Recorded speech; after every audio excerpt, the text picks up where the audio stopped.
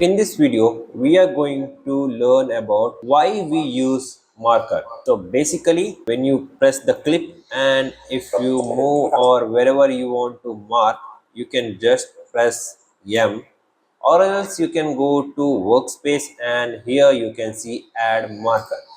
So marker has been added. Why this marker is mainly used? It's because if there is a long clips and you want to add some text, or you want to trim the clip, or maybe you want to add some of the assets, but you don't know where to add because it's a long clip and you will forget. So to remind you, wherever we have to add text, assets, or any other extra clips, we add markers so that it's easier for us to edit the video. So that's it. I'll see you in the next one.